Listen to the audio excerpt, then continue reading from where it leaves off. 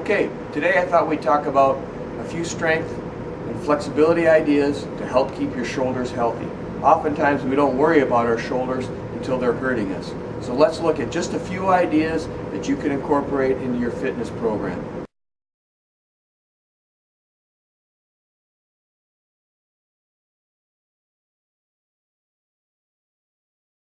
Alright, the first shoulder strengthening exercise we're going to do is golfer setup dumbbell rows.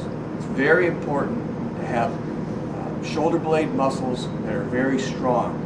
If your shoulder blade is stabilized, it's going to allow your rotator cuff muscles to function properly.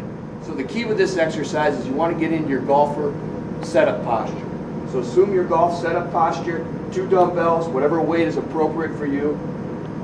Keeping that posture, core set, roll up, little pause, bring it back down.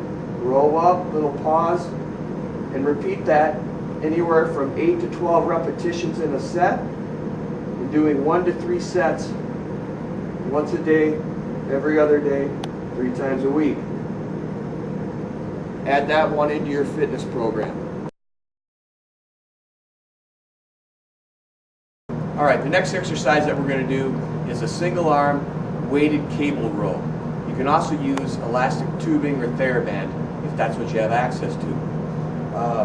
What we're going to do, we're going to hold on to the cable with your right hand. You're going to put your right foot forward, which is going to flex your right hip, which is going to be a similar position that hip is in when you make your backswing. We're going to try to mimic the backswing in this particular position.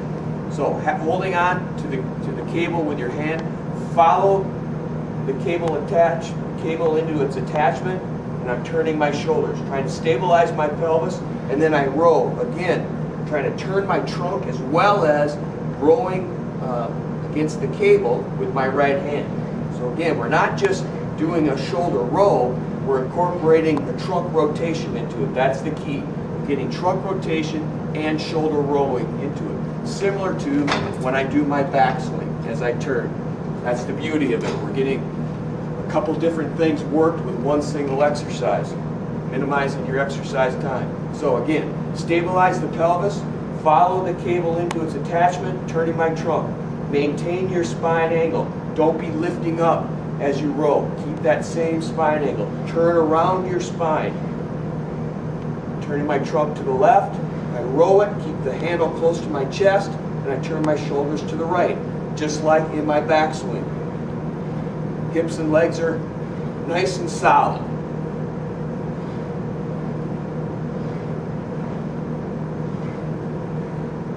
Don't get out like this. I like to see that handle in close to your chest.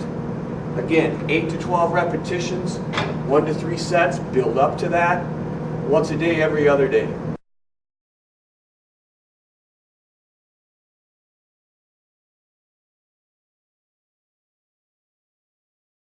Alright, next exercise that we're going to do is a single arm dumbbell fly incorporated into the back bridge exercise. The great thing about this particular exercise is, again, we're training multiple things with one exercise. So we're minimizing your exercise time. We're working your glutes, we're working your core, and we're working your pectoral muscles in a pulling type direction, similar to pulling down into the impact position with your golf swing. So let's look at how that's performed. First thing you want to do is you want to walk your way down the ball. Try to get the apex of the ball right at where your neck is, the middle of your neck, so that your shoulders are resting on. You're not too far back like this, and then you're not too far like this, somewhere in the middle. Okay? You want to have your feet about hip width apart. You want your knees, your hips, and your shoulders basically in a line. You're going to take one dumbbell in one of your arms. In this case, we're going to use my right arm. You're going to slowly lower that dumbbell, maintaining your hips in the same position. It's very important that you don't let the dumbbell get way back behind you, because that could potentially injure your shoulder. So you want to basically lower the dumbbell to just at chest level. Bring it back up. Again, when I get that dumbbell out to the side here, I can really feel my right hip muscles start to kick in. And I can feel my pectoral muscles working. After you've done 8 to 12 repetitions on that side, switch over to the other arm, Now I'm going to get the left hip muscles to really kick in. So it's a great exercise, like I said, for your hips. And my core is working hard to keep my pelvis and my trunk from rotating against the momentum of the weight.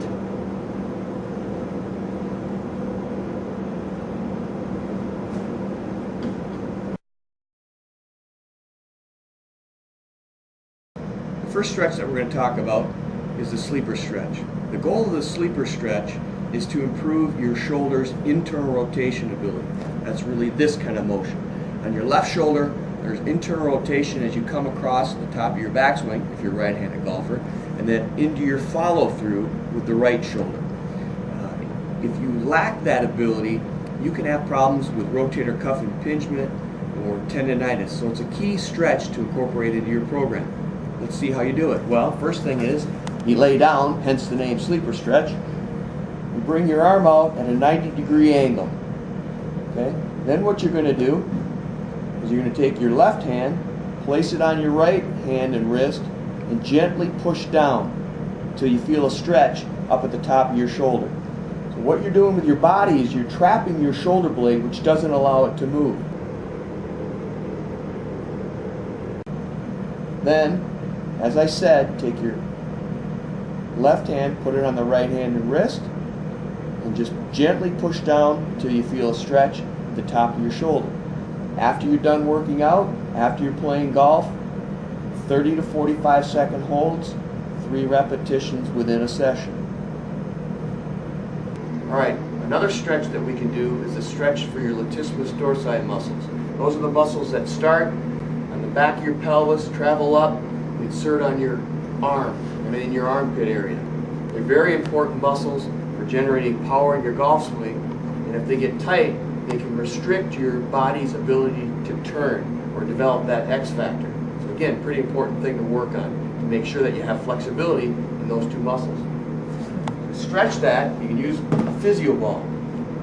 Put your hips back on your heels, put your hands on the ball, and roll the ball forward, keeping your hips on your heels until you feel a stretch in your armpit area. You can keep breathing good, hold it for 30 to 45 seconds, and then come out of the stretch. Our variation to this stretch is adding a little bit of twist to it. You're going to do the same basic exercise.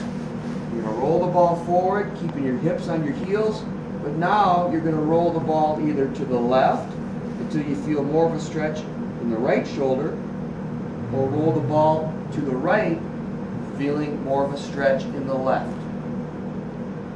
It's probably a good idea to do a little bit of both. Do a few straight ahead, and 1 or 2 to the left, 1 or 2 to the right. Okay, I want to make just a few points on stretching. When you're stretching, make sure you breathe. Don't hold your breath. When you're stretching, go to where you feel a nice, gentle stretch, nothing that hurts. It's very important to do stretching on a daily basis. The more consistent you can be, the better off you'll be, the better results that you'll get. You don't have to do every stretch at the same time. Maybe you do a ball lat stretch in the morning before you go to school, and you're working on the sleeper stretch in the evening before you go to bed. Just try to make it work for your life and what you have in your schedule. Try incorporating these strength training exercises, these flexibility exercises into your golf fitness program.